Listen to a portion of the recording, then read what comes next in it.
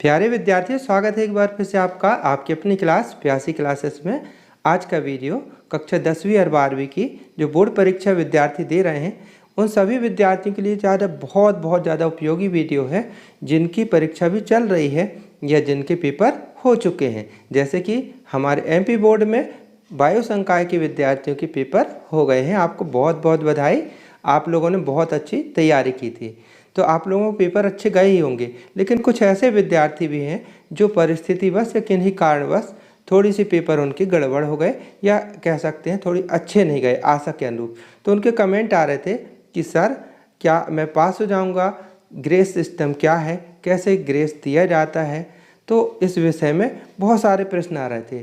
तो आज के वीडियो में इन सभी बातों पर चर्चा करेंगे। आपकी सभी शंकाओं का समाधान हो जाएगा और आप विश्वास रखिए पास हो जाएंगे। एक विशेष बात है, इस वर्ष के जो मूल्यांकन में लागू होने वाली है वो भी मैं बताऊंगा, और साथ ही साथ ये भी बताएंगे कि आप 12th के बाद क्या करें, क्योंकि यही एक प्लेटफॉर्म होता है जहां आपकी दिशाएं और दशा दोनों निर्धारित होती है। तो वीडियो पूरा देखिएगा, हाँ, और अपने दोस्तों तक शेयर भी कीजिएगा ताकि सबकी हेल्प मिले, और सब्सक्राइब करके रखिएगा, और ना किए हो तो कर लीजिएगा, क्योंकि आगे भी उपयोगी वीडियो मिलते रहते हैं और आपका हमारा ये प्यारा सा नाता हमेशा बना रहे, ऐसी मेरी दिली इच्छा है।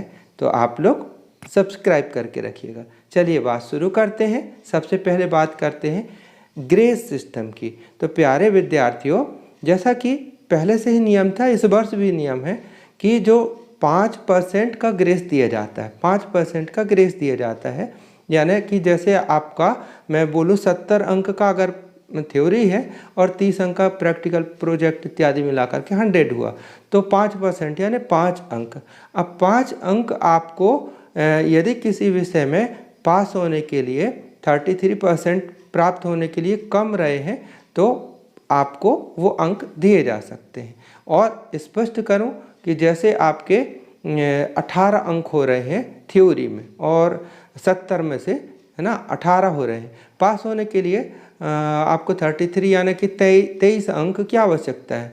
तो आप निश्चित तौर पर कि 18 और 5% किसका, 70 का 5% नहीं, आपका टोटल लिया जाएगा कि एक विषय कितने अंक का होता है, 100 का होता है टोटल, तो 5% अंक आपको दिए जा सकते हैं और 18 और 5 23 मिलाकर के उसमें पास किया जाता है।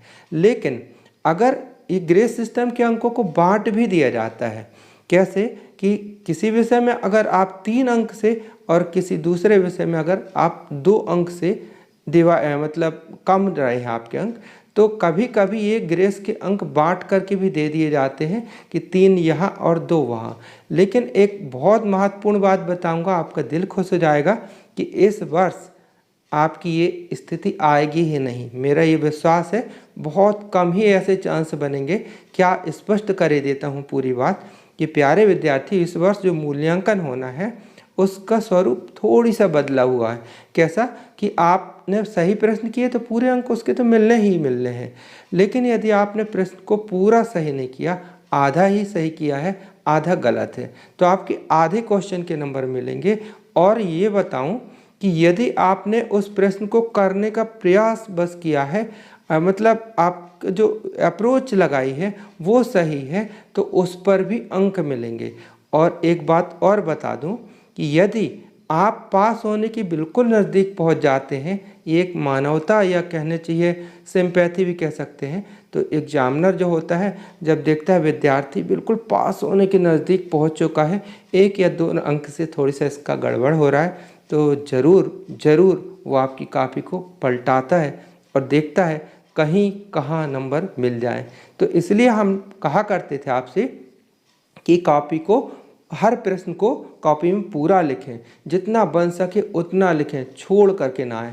तो यदि आपने प्रयास किया होगा और आप बिल्कुल नज़दीक पहुंच रहे हैं, तो इतनी सिंपैथी के तौर पर उतने अंक एक्स्ट्रा कहीं दिए जा सकते हैं, मानवता के नाते, या एक सिंपैथी कह सकते हैं, क्योंकि वो भी तो टीचर हैं, उनका भी जुड़ाव आप लोगों से लगा है। लेकिन अब यहाँ पर कई बार जब रिजल्ट आता है तो बिल्कुल कुछ विद्यार्थी बाउंड्री पर आकर के रुक जाते हैं।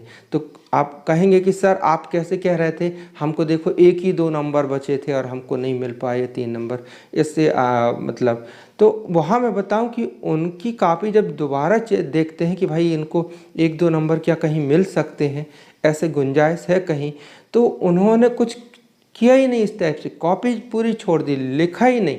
तो अब बताओ, आप ही सोच सकते हैं कि एग्जामिनर लिख करके नंबर थोड़ी ना दे देगा वहाँ पर, है ना। तो इसलिए अगर आपने प्रयास किया है तो चिंता ना करें, आपका परिणाम बहुत बहुत अच्छा आएगा, आप निराश ना हो, है ना। तो ये हुई बात। अब दूसरी बात ये बताऊं कि आपको 12th के बाद क्या करना चाहिए। तो प्यारे विद्यार्थियों, 12th अभी तक 10वीं और 12वीं की पढ़ाई एक सीधी सरल रेखा में थी कि आपको 10वीं पढ़ना है, 10वीं के बाद 11वीं, 11वीं के बाद 12वीं। अब जब आप 12वीं कंप्लीट कर चुके होंगे 12th, तो एक ऐसे चौराहे पर खड़े होंगे कि सर अब मैं क्या करूं, बीएससी करूं, बी करूं, मेडिकल फील्ड पर जाऊं, किस फील्ड पर जाऊं, कौन से सब्जेक्ट लेकर के पढूं। बहुत सारी दुविधा होती है, बहुत सारी दुविधा होती है। तो इन्हीं दुविधाओं का, इन्हीं शंकाओं का समाधान करने के लिए आप चैनल के प्लेलिस्ट पर देखिएगा, करियर गाइड करके एक प्लेलिस्ट बनी है। इस प्रकार से आप यहाँ पर चैनल के प्लेलिस्ट पर पहुँच गए और यहाँ प्लेलिस्ट के सेक्शन पर ये थोड़ी सा ऊपर स्क्रॉल कीजिएगा और यहाँ पर एक करियर गाइड प्लेलिस्ट है। इस पर पहला वीडियो तो एडिशनल सब्जेक्ट के बारे में दिख रहा होगा, तो इसको आप ऐसे क्लिक करेंगे तो इसमें पूरे वीडियो खुल जाएंगे, है ना। तो इसमें देखिएगा best career option after 12th, यानी 12th के बाद क्या क्या किए जा सकते हैं, ये दूसरे वीडियो में लिखा है। अगर किन्हीं की जो रुचि है फिल्मी दुनिया में जाने की है तो इसमें पूरी जानकारी दी गई है कि आप कैसे कैसे कर सकते हैं, BMLT किन्हें और क्यों करना चाहिए, 12th के बाद क्या क्या किया जा सकता है, और ख़ास तौर पे ये वीडियो देखिएगा 12वीं के बाद कैसे करें करियर का चयन। तो आपके जो मन में जो दुविधाएं, शंकाएं हैं, उनका निवारण होगा।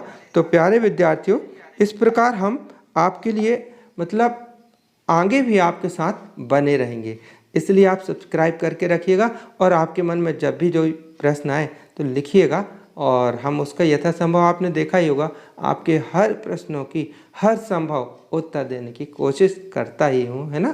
तो ये आप काम कर सकते हैं। और मैथ्स वाले स्टूडेंट जिनका मैथ्स का पेपर शेष है वो प्लेलिस्ट पर देखिएगा, मैथ्स के इम्पोर्टेंट क्वेश्चन हल है।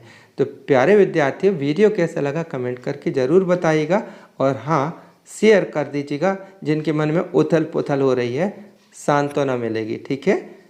मिलते हैं बहुत जल्दी अगले वीडियो में, तब तक के लिए बाय, थैंक यू, जय हिंद।